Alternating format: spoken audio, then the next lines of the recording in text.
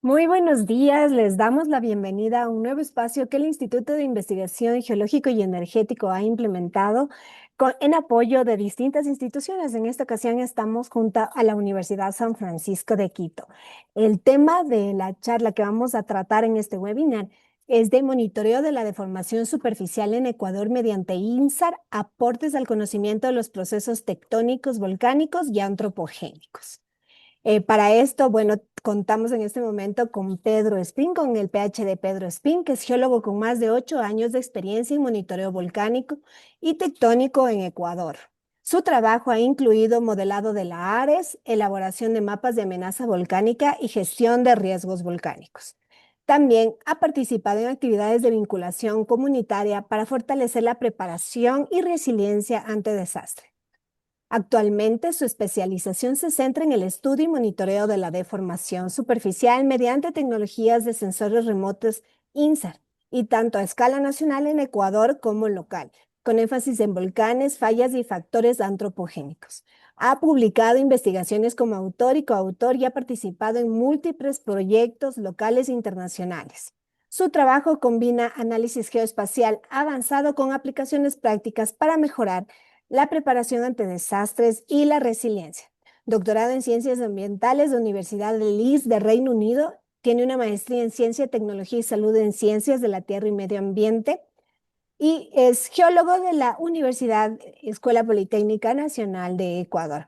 Con todo, bueno, con toda esta introducción, les damos la bienvenida también a las personas que ya se están uniendo en este Zoom. Les recordamos que esta charla también va a ser transmitida en las redes sociales del IGE en los próximos días para que se pueda difundir y podamos conversar, podamos seguir con este tema, ¿no? En las redes sociales. Así que con este preámbulo les damos la bienvenida y vamos a empezar con la charla. También a las personas que nos acompañan en el Zoom pueden realizar sus preguntas. Al finalizar, vamos a tener un pequeño espacio para poder conversar con el doctor Pedro de la información que nos ha dado esta mañana. Doctor Pedro, bienvenido y bueno, este es su espacio.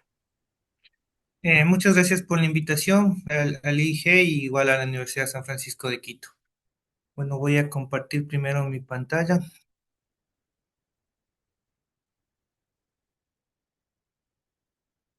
Bueno, me confirma si está ya en la presentación. Bueno, eh, como ya les he mencionado, voy a hablar acerca de cómo se estudia la deformación superficial en lo que es el Ecuador continental mediante una técnica conocida como INSAR y cuáles son los aportes que hicieron mi trabajo relacionados a procesos tectónicos, volcánicos y antropogénicos en esta área de estudio. Este es un parte de mi doctorado, es el segundo capítulo específicamente. Primero, el contenido de esta charla va a ser una breve introducción, no tan técnica, cosas generales acerca de la metodología, los datos, la metodología que usé para realizar esta parte del estudio, cuáles fueron mis resultados y algunas conclusiones y cosas, ideas que se pueden llevar basadas en esta presentación. Entonces, primero tenemos que tomar en cuenta que para esta investigación nosotros usamos los datos de los radares de apertura sintética, conocidos como SAR por sus siglas en inglés. Esta es una técnica de radar activo que usa teledetección para medir la superficie terrestre.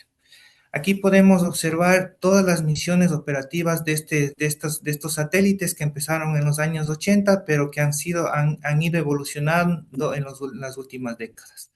Podemos observar que más o menos después de los 2000, desde 2005 ya hubo más satélites que hacen el mismo funcionamiento, pero que creció desde el 2014 con acceso libre a estos datos. Desde el 2014 tenemos los satélites Sentinel-1, que tiene una recurrencia de 6 a 12 días hasta la actualidad, pero también tenemos lo que son el lanzamiento del nuevo satélite con datos libres, conocido como NISA, que va a empezar con la adquisición de datos, empezó en noviembre del anterior año, pero se harán libres desde el siguiente mes.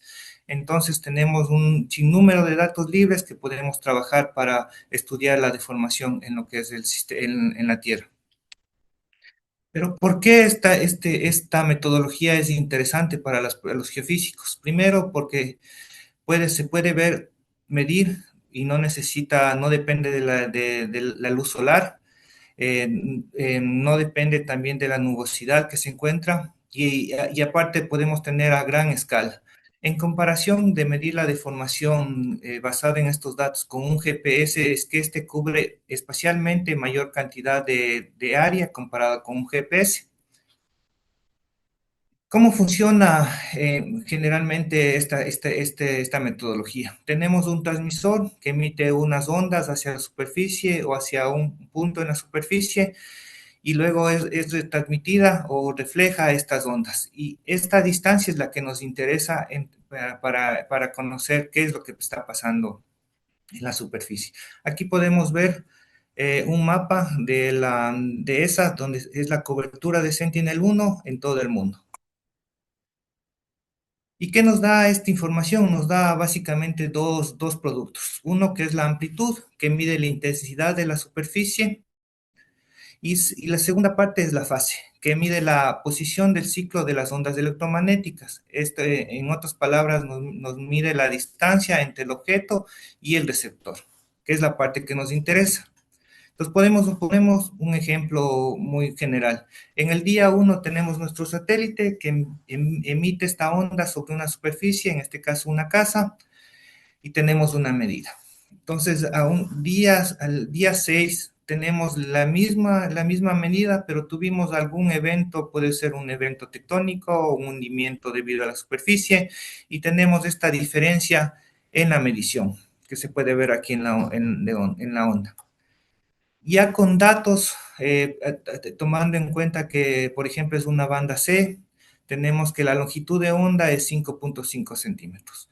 Y la diferencia en esta medición comparada el día 1 con el día 6 es de aproximadamente 3/4 de la longitud de onda.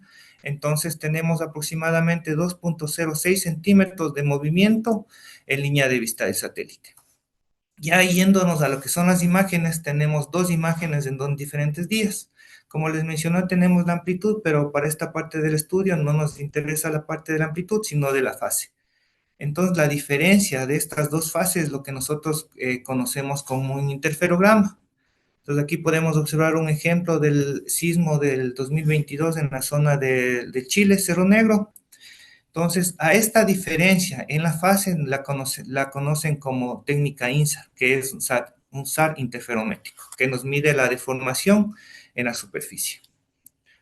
Entonces, nosotros hablamos de dos órbitas para medir en el caso del Sentinel-1. La órbita ascendente, que el satélite se traslada de sur a norte, y la órbita descendente, que el satélite se traslada de norte a sur. Lo que tenemos que referenciar a línea de vista de satélite es el conocido como LOS. Aquí podemos observar en esta figura que lo que se mide es toda distancia, que es si se aleja o se acerca al satélite. Entonces, no es un real levantamiento o un real hundimiento, porque también tiene un componente este-oeste. Para tener un real levantamiento o una subsidencia o hundimiento, debemos combinar estos dos tracks para poder decir que es realmente una subsidencia o un levantamiento. Pero tenemos varios factores que dependen para estudiar la deformación, como son las órbitas, los errores de órbitas, los errores de topografía, algunos ruidos, los errores atmosféricos y la deformación, que es lo que nos interesa. Para poder corregir, y todos estos errores que dan esta metodología se los puede corregir de diferente forma. Existen datos de órbitas para corregir las órbitas. La diferencia de la posición de los satélites se lo hace con la corrección usando DEMS. También tenemos ruido debido a la incoherencia y de correlación que se causa por la vegetación, y también la atmósfera, que es afectada por el retardo en la ionosfera y en la troposfera. Para eso se utiliza diferentes modelos de correcciones atmosféricas, y lo que nos interesa es la deformación. Entonces, mientras mejor corrijamos todos estos errores, vamos a acercarnos a la real deformación que nosotros queremos medir. Aquí vamos a ver un pequeño ejemplo de cómo hacemos una corrección atmosférica. Este es un track descendente en la zona de Quito. Aquí se encuentra en esta parte Quito. Este interferograma está entre el 29 de agosto del 2023 al 10 de septiembre. Como se pueden ver, las ondas atmosféricas que son típicas debido a la cordillera en este track. Y aquí tenemos nuestra corrección atmosférica. Entonces nosotros aplicamos estos tipos de correcciones a nuestro interferograma original y tenemos nuestro interferograma corregido. Para validar si esta corrección está bien, lo que nosotros hacemos es estimar la desviación estándar como un valor de calidad y, y- y- y estimamos si este valor aumenta, entonces nuestra corrección está mal. Y si este valor disminuye, entonces podemos decir que hubo una buena corrección.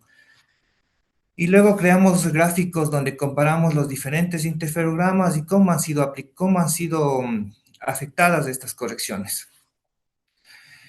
Otra parte importante que debemos considerar en los interferogramas es que muchas veces nosotros tenemos dos tipos las dos productos de interferogramas. El uno que es el wrap interferograma o el interferograma envuelto que se encuentra aquí en esta parte en la A, y nuestro interferograma un wrap o sin envolver. Normalmente lo que nosotros observamos son estos tipos wrap, que son como el arco iris de estos fringes que se les conoce. Pero para estudiar a más detalle el desplazamiento, nosotros lo debemos crear el UNRAP para tener en centímetros. Entonces aquí podemos observar un claro ejemplo, es un tag ascendente en la parte norte del Ecuador. Aquí se encuentra el volcán Chile Cerro Negro, aquí se ve el sismo. Entonces, si ven, se observa de correlación o ruido debido a la vegetación que hay en esta zona. Y aquí tenemos igual el DEM de 30 metros, donde podemos ver que tenemos buenos datos porque tenemos roca expuesta. Otro ejemplo de esto, de ejemplo del GRAP y un GRAP de los interferogramas en el sismo de China central de magnitud 6.6. Entonces aquí tenemos el GRAP que se mide entre menos pi y pi y el un GRAP que ya podemos medir en centímetros. Pero para hacer este paso entre grab y un grab muchas veces va a depender del ruido. Entonces aquí tenemos un ejemplo del track descendente de la misma zona central, donde se ubica el volcán Cotopaxi, Quito, que normalmente si nosotros vemos este salto entre los colores azul y amarillo, nosotros pensaríamos que es una deformación, pero en realidad es un error en un graph. Se puede observar aquí tenemos un perfil en esta línea roja, entonces vemos el salto que nosotros sabemos que es un error, entonces también debemos corregir este tipo de errores porque se les puede asumir que que puede ser una deformación.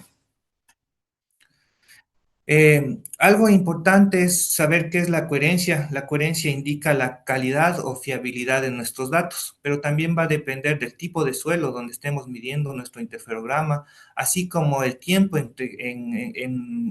entre las fechas. Podemos observar aquí, en color negro va a ser que tiene mala coherencia, que está relacionado a que no va a haber datos de deformación, y en color blanco o 1 son los de buena coherencia. Este es un interferograma creado en 12 días, igual en el track descendente, aquí está la ciudad de Quito, los volcanes del Cotopaxi, tenemos el glaciar del Chimborazo, la cordillera Real, que tienen buena coherencia en este interferograma. Pero si nosotros creamos un interferograma de 4 meses, va a decrecer la coherencia, especialmente en las zonas vegetadas, como podemos observar aquí, o en la zona amazónica. Y también si creamos un interferograma de un año, entonces la coherencia va a disminuir. Aquí se puede observar en 6 días, se ve las carreteras del oriente, pero ya en un año ya perdemos un poco de coherencia. Pero se mantiene la coherencia en lo que son las ciudades, los volcanes y un poco en el Valle Interandino. Entonces, nosotros creamos estos interferogramas para crear una serie de tiempo. Aquí presento un esquema dimensional. Este gráfico, el A, muestra cómo nosotros interpretamos y cómo creamos estos interferogramas teniendo fechas A, B y C. Por ejemplo, creamos el interferograma entre A y B, B y C y A y C. Pero también lo que nos interesa es cómo se maneja el desplazamiento comparado con el tiempo. Para esto nosotros hacemos unas inversiones con todos los interferogramas que tenemos para tener estos interferogramas frente al tiempo. Entonces sería en la figura B cómo se está moviendo este píxel o esta área referente a hasta C. Y para esto hay diferentes softwares que hacen las inversiones o hacen este procesamiento de todos los interferogramas para llegar a una serie de tiempo.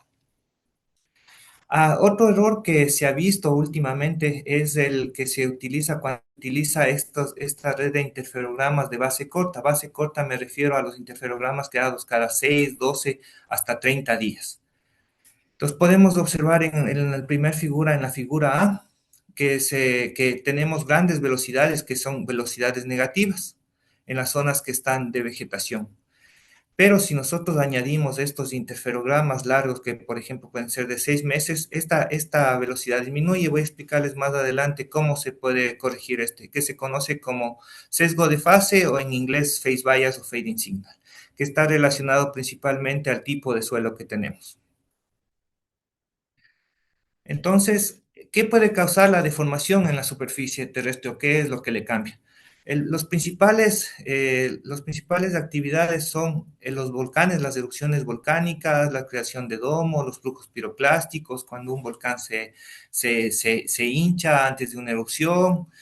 Entonces aquí tenemos un claro ejemplo del volcán La Palma, aquí tenemos el flujo de lava cuando hubo la erupción, tenemos el sismo en Indonesia, donde se puede observar aquí en este GIF cómo cambia la superficie debido a un deslizamiento en la costa, de igual manera, pero también hay factores antropogénicos que son causados muchas veces por el hombre, por el caso de las minas, producen hundimientos o deformaciones, pero también las edificaciones. Aquí tenemos una figura de los puentes o los edificios, cómo se están deformando. Entonces, con esta técnica se puede medir todo este tipo de procesos que causan la deformación en superficie.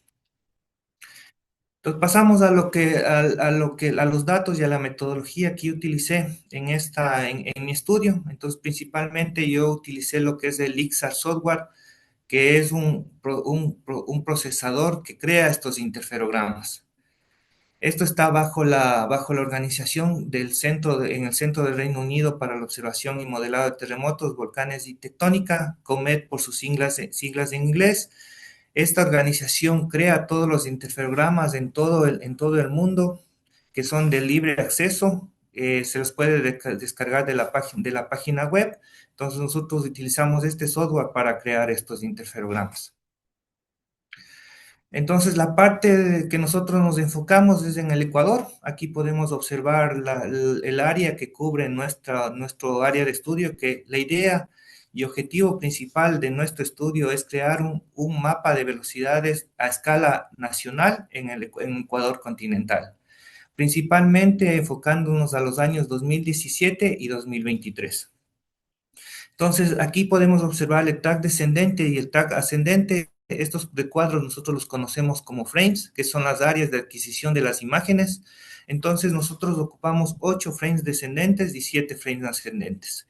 Inicialmente, el software Lixar crea 4 combinaciones de interferogramas con cada fecha subsecuente. Entonces, tendríamos una network o una red de interferogramas de esta manera.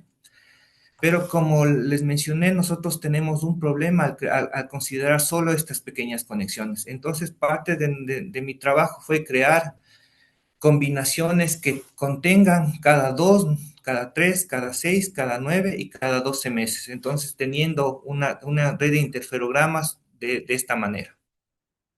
Entonces, con esto nosotros estudiamos 6.1 años de desplazamiento, aproximadamente 2.470 adquisiciones de imágenes SAR de Sentinel-1 y creando aproximadamente 19.000 interferogramas con sus mapas de coherencia a una resolución de 56 metros. Cabe recalcar que el IXAR tiene una resolución global de 100 metros cuadrados, pero para el caso de Ecuador y para este estudio nosotros tenemos la resolución de 56 metros. Con todos estos interferogramas, para crear nuestra serie de tiempo, nosotros utilizamos el software LixBus y para las correcciones atmosféricas utilizamos lo que es el GACOS, que son los modelos atmosféricos, y también una relación lineal con la topografía. Entonces, como les mencioné inicialmente, nosotros utilizamos, por estándar se tienen estas interferogramas que son interferogramas cortos, pero vimos que la velocidad, especialmente en zonas vegetadas y en un tipo de suelo en específico, se crean estas aparentes velocidades negativas. Entonces, esto se conoce como phase bias o fading signal, que está asociada a un tipo de suelo en específico. Entonces, para corregir, actualmente hay diferentes inversiones que se pueden utilizar estos mismos interferogramas para corregirlos, pero nosotros lo que hicimos es crear estos interferogramas largos y también no utilizamos los interferogramas cada 6 días. Entonces añadimos los interferogramas cada 2, 3, 9 y un año, creando este tipo de red. Pero ¿cómo validamos nuestro estudio? Entonces lo que hicimos fue que gracias al IGPN y la RenGeo que ellos mantienen, tuvimos los datos de varias estaciones de GPS en este track descendente y utilizamos estas estaciones, una como punto de referencia y otra para extraer los puntos. Estos lo transformamos a línea de vista de satélite y comparamos nuestras velocidades, una de primero nuestro mapa con esta red de interferogramas cortos y la segunda con la red de interferogramas largos. Entonces aquí tenemos la comparación. En rojo tenemos la velocidad que corresponde a esta figura de la de cortos y en tomate tenemos lo que es y en azul tenemos lo que es la de los interferogramas largos y en tomate tenemos nuestras estaciones GPS. Entonces, comparando nuestra metodología que considera estos interferogramas largos con los GPS, se aproxima a la deformación real en estos puntos. Entonces, así validamos nuestra metodología utilizando este tipo de red. Entonces aquí tenemos los frames descendente y ascendente y los networks que utilizamos para estudiar este periodo entre 2017 y 2023.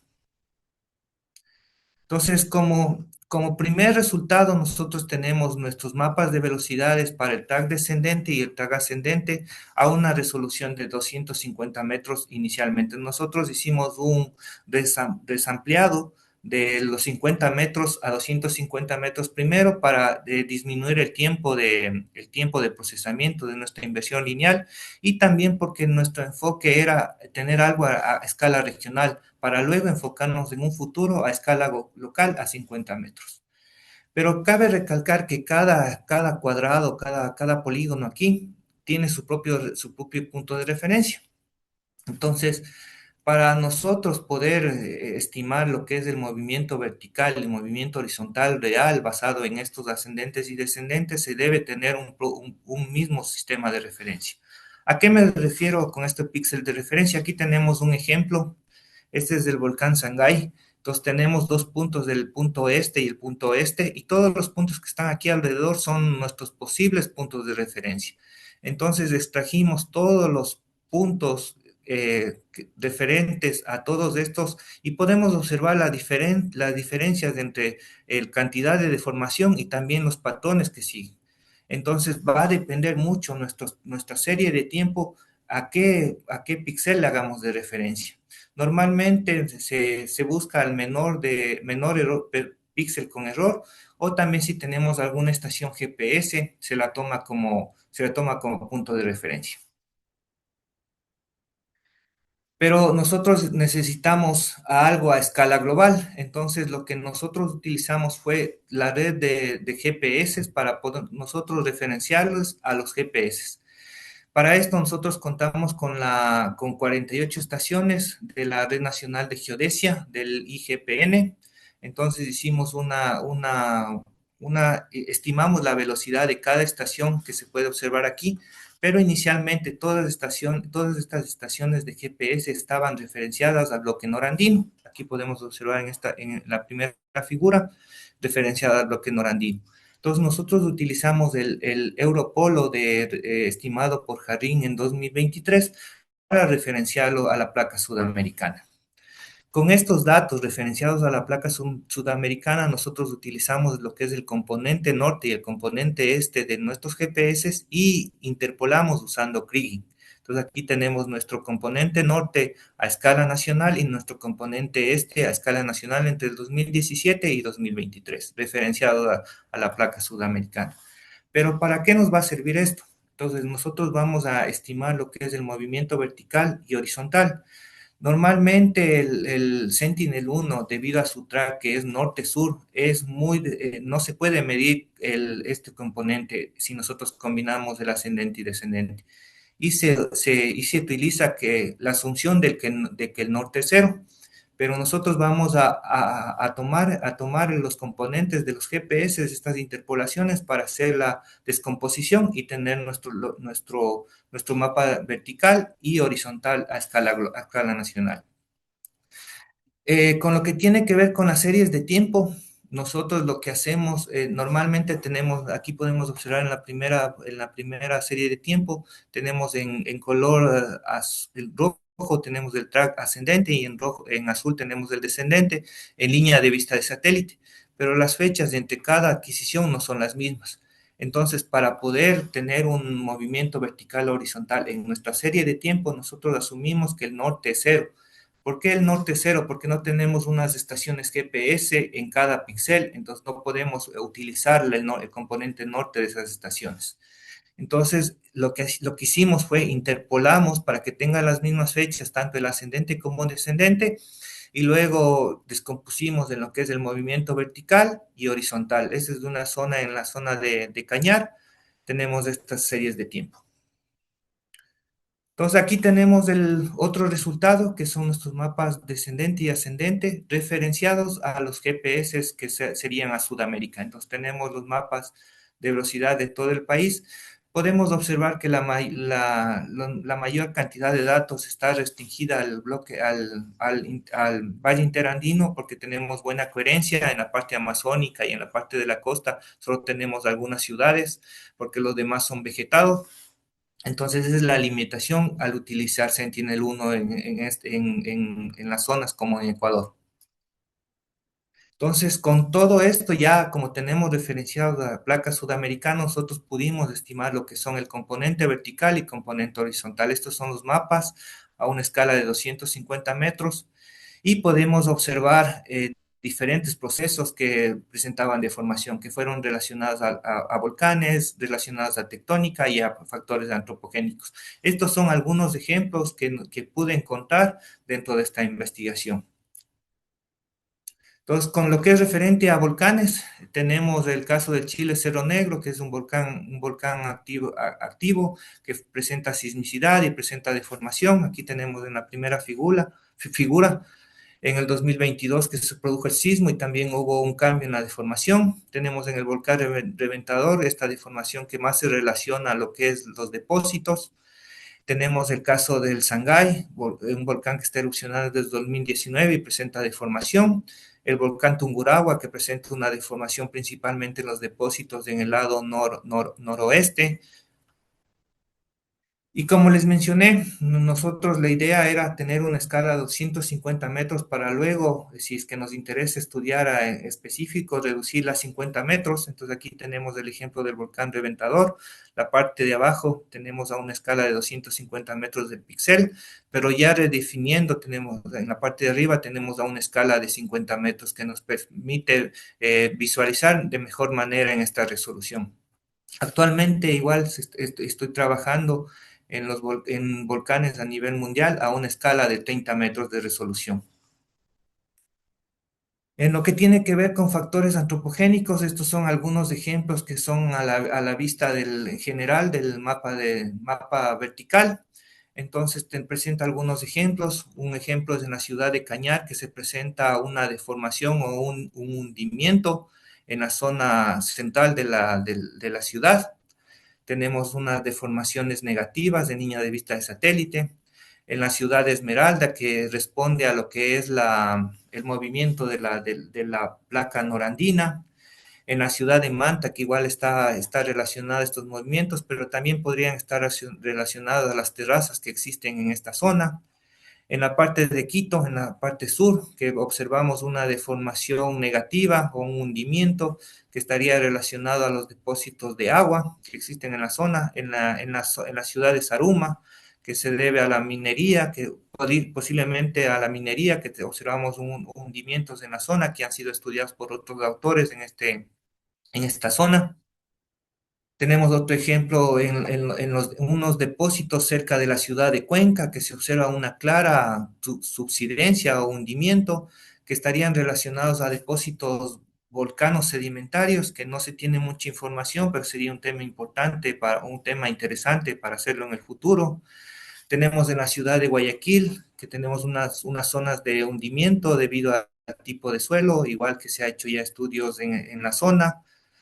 Tenemos en la zona de Pichincha, en la parte norte, donde se observan las imágenes satelitales que son mineras, que se observan pequeñas deformaciones negativas, y en la ciudad de Santa Elena, que igual corresponde a lo que es el movimiento del bloque norandino. En la parte de la tectónica, nosotros nos enfocamos específicamente a la zona entre la ciudad de Payatán y Baños, que corresponde a la falla dextral de Payatanga. Entonces, podemos observar aquí en nuestro mapa a la izquierda, tenemos la zona donde hemos ploteado lo que son en estrellas negras, son las velocidades que han sido estimadas por los GPS y por estudios geológicos de varios autores. Entonces, lo que nosotros hicimos es que utilizamos nuestro componente oriental, nuestro componente oriental de nuestro mapa de velocidades, este-oeste, y modelamos en este perfil para poder estimar nuestra velocidad en la falla principal. Pero algo interesante que encontramos es que no solo la falla principal se está moviendo, sino que también hay una parte entre el trazo de falla, entre Cebada, en Peltetec y Guamote, que también está presentando una deformación. Entonces aquí tenemos el perfil, este es el zona principal de la falla y esta zona es las zonas en línea entrecortadas azul, que con este modelo nos presentan que la falla principal se estaría moviendo a 3.2 milímetros por año, que corresponden similar a lo que se ha hecho con estudios de GPS, y que de esta zona sur de la falla estaría moviendo a 2.7 milímetros por año. No se cuentan con estaciones en esta zona, estaciones GPS, entonces por eso en este caso es algo interesante que pudimos encontrar. Con esta parte nosotros podemos también estimar la tasa de deformación horizontal por cizalla, o lo que se conoce en inglés shear strain rate. Nosotros utilizamos nuestro mapa o nuestro componente horizontal filtrado y estimamos los gradientes horizontales o tensores para poder estimar estas zonas de strain rates. Como se puede observar que existe grandes strain rates o valores altos en lo que tiene que ver en la falla principal, pero también en la falla hacia el sur. Entonces encontramos, por ejemplo, que en la zona de Cajabamba, San Andrés de Icolte, existe un valores entre 50 y 70 nanostrains por año. En la zona de Alaucito hacia Palmira, entre 30 y 70. Y en la zona norte, encontramos en la falla, en la zona de la Tacunga, Pujilí Salcedo, de 40 a 70 nanostrain por año.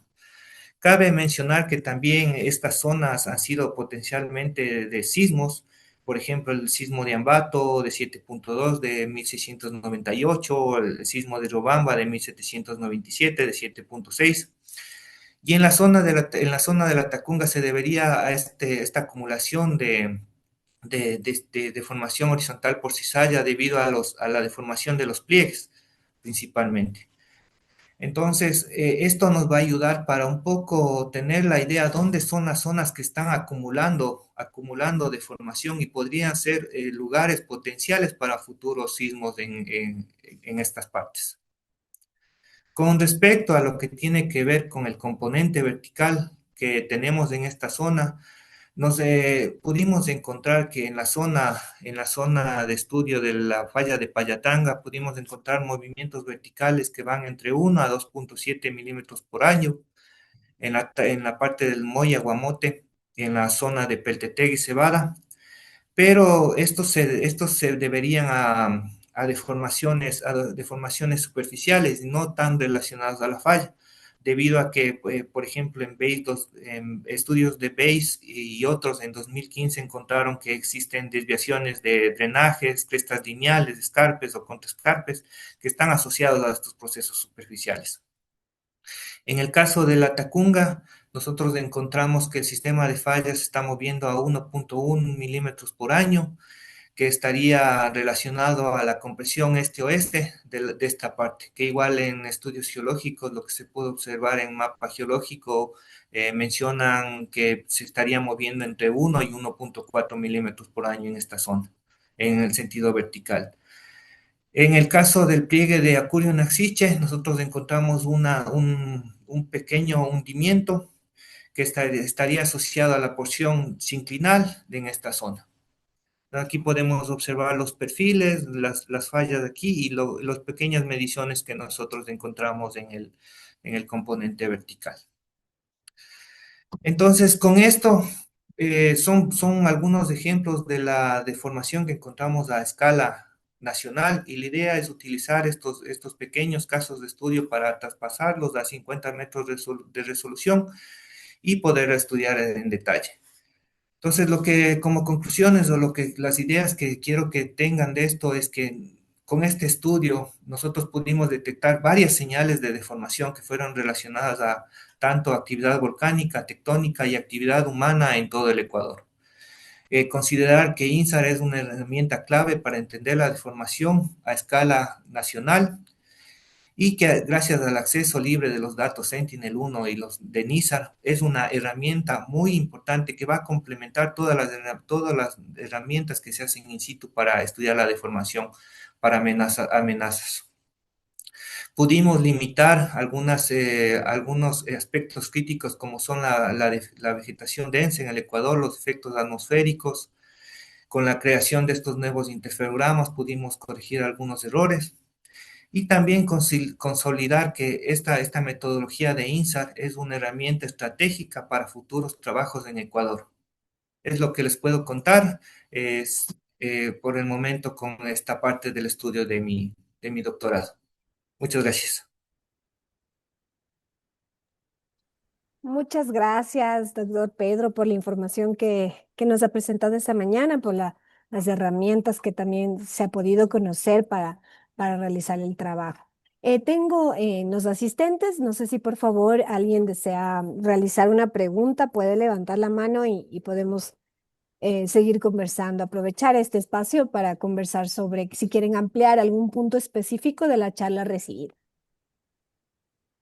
También pueden hacerlo por chat las personas que quieran hacerlo. Vamos a esperar un ratito a ver si se animan a las preguntas. Sí, igual aquí les dejo los principales links de las herramientas que utilicé, igual los artículos que han sido publicados bajo este estudio. Entonces, si es de ayuda para información. Cabe recalcar que hay un agradecimiento de mi doctorado a la universidad, de Leeds y a COMET y al Instituto Geofísico, que fueron las principales instituciones que ayudaron a este proyecto. Así es. Tenemos de Gorky Ruiz, dice, bueno, hola a todos, felicitaciones. Pedro, por favor, si puedes indicar el uso de esta herramienta con la ocurrencia de deslizamientos en Ecuador. Sí, la idea es de utilizarla, bueno, no he trabajado en específico en un lugar de deslizamientos, pero pude procesar en lo que es la zona de Pujilí, pero la vegetación es una gran limitación, pero sí se pudo obtener algunos píxeles y poder tal vez compararlo con algún estudio que que ya se tiene. Entonces, lo que se debe considerar aquí es que es mejor tener un pequeño rango de estudio, digamos, de un año, cuando ya se sabe que cuando está moviéndose el deslizamiento. Entonces, para restringirlo a ese periodo, que nos da mejores resultados, porque la idea que nosotros tuvimos es procesar todos los años para encontrar patrones de deformación y también estudiarlos, no solo a escala de 50 metros, sino también a una escala, digamos, de solo periodos de meses o años. Entonces, con este Sentinel-1 sí se puede dar una aproximación a la deformación, pero tomando en cuenta todos los errores que se pueden dar en zonas vegetadas o en constante movimiento.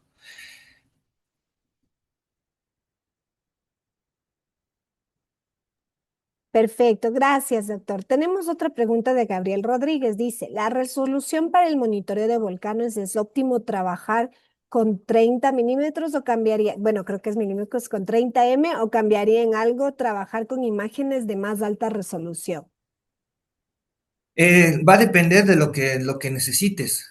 Por ejemplo, para estudiar el volcán Sangay, inicialmente yo empecé a una escala de 100 metros, pero no se podía observar la deformación claramente, entonces por eso decidimos bajarla a 50 metros, donde ya se pudo observar la deformación más claramente.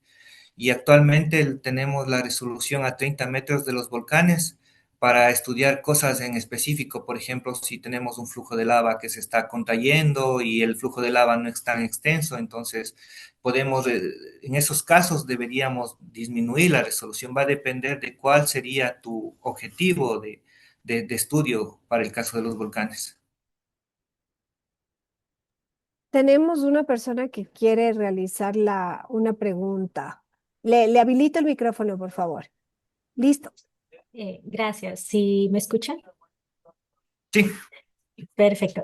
Muchas gracias por la presentación. Me interesa saber respecto como al performance que tienen las correcciones GACOS y los interferogramas del ICSA, porque tengo entendido que se pueden utilizar los interferogramas corregidos o no corregidos con GACOS, pero en el caso de su estudio, ¿cuáles utilizó?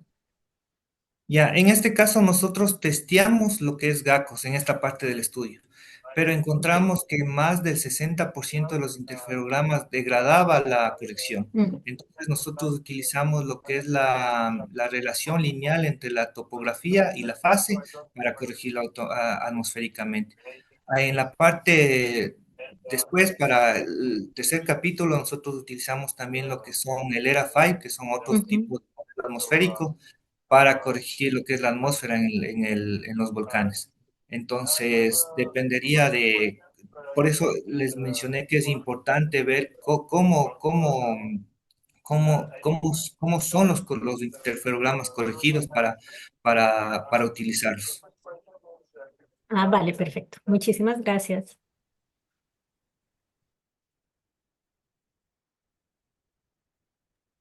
Tenemos otra pregunta también de Jorge Toro. Dice, ingeniero Espín, muchas gracias por esta gran presentación. ¿Qué nos podría decir sobre la deformación en el área de Pisayambo, que tradicionalmente registra actividad sísmica? Sí vimos una deformación ahí, pero no la estudiamos a detalle. En general, nosotros nos dejamos, cogimos el tema de lo que es la falla de Payatanga, pero sí, esa es la parte que también, si es que alguien esté interesado en estudiar a detalle, podrían contactarse conmigo porque sí encontramos una deformación ahí importante, pero no la presentamos en esta parte del estudio. Ok. Gloria Tobar dice, en la ciudad de Quito, ¿qué tipo de estudios se necesita para ver cuáles son las zonas de alto riesgo de deslizamiento de deslaves? Eh, en la experiencia que tengo con la deformación, como se mencionó, la idea es tener un mapa a una escala un poco menor, tal vez empezar con 50 metros para estudiar en general toda la ciudad y ver cuáles son las zonas que presentan este tipo de deformación para luego limitarlas y estudiarlas a menor escala. Entonces podríamos partir, por ejemplo, de este mapa que está a 250 metros, que tal vez un deslizamiento de esa extensión no tiene esa área. Podríamos bajar específicamente para la ciudad de Quito en 50 metros y luego en general empezar desde ahí para hacer unos estudios, basándonos en esta metodología.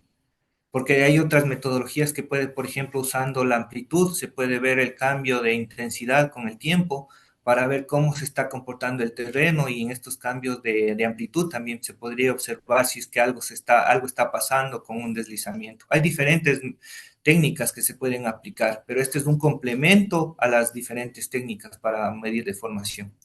Y también cabe mencionar que, como les dije, desde el 11 de noviembre ya se tienen adquisiciones de esta banda L, que es mejor en vegetaciones, en zonas de deslizamiento. El siguiente mes ya van a estar de libre acceso y eso va a catapultar lo que es el estudio de deformación con este tipo, con esta banda en zonas vegetadas como son en Ecuador. Tenemos una última pregunta. Dice, buenos días, Pedro. Muchas gracias por la charla, muy interesante. Por favor, ¿puedes ampliar la explicación respecto a cómo se pasó de la resolución de 150M a 50M? ¿Se mejoraron los insumos para las zonas de interés a escala más local? En el caso de, bueno, como les mencioné, el ICSAR en general tiene los interferogramas a 100 metros. Entonces, nosotros lo que hicimos para esta parte del estudio es, primero, utilizar un DEM de mejor calidad que en el 2017 fue, 2017-2018 salió el DEM de Copernicus de 30 metros. Entonces, utilizamos para geocodificar nuestros interferogramas y en un proceso en Lixar se le puede cambiar la resolución final que tienen estos productos. Entonces, para el caso de Ecuador específicamente y otros casos que son estudios de doctorado, se cambió la resolución a 56 metros. Por eso es lo que nosotros contamos al momento para todo el área de Ecuador en 56 metros. Luego, dentro de la inversión de la serie temporal en Lixbus, es lo que nosotros hacemos un multilooking o un desampliado a 250 metros para disminuir el tiempo de procesamiento para tener a una escala general. Entonces, es lo que les puedo mencionar.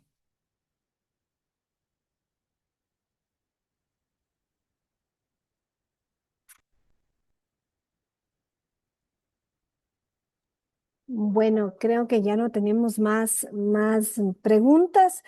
Pedro, muchísimas gracias por este espacio, por darse un tiempo para poder compartirnos sus investigaciones y su conocimiento. Le agradecemos mucho y este es un espacio en el que siempre esperamos recibirle.